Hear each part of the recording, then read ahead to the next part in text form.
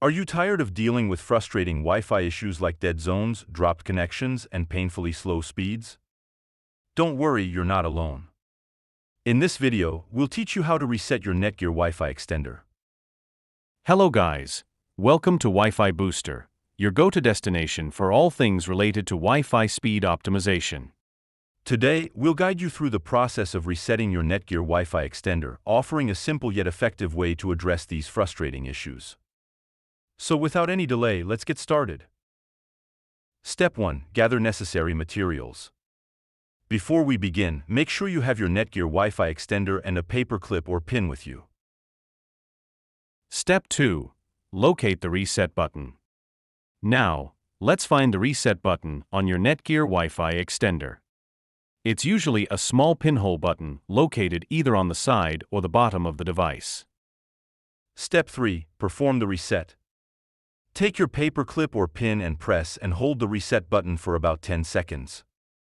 You'll notice the power LED light blinking, indicating that the reset process has started. Step 4. Wait for the extender to reboot.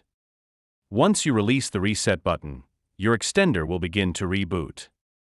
This may take a minute or two, so just be patient. Step 5. Reconfigure the extender. Once the extender has rebooted, you'll need to reconnect to its network and reconfigure its settings. You can do this using the Netgear Genie app or by accessing the extender's web interface. Step 6. Troubleshooting tips.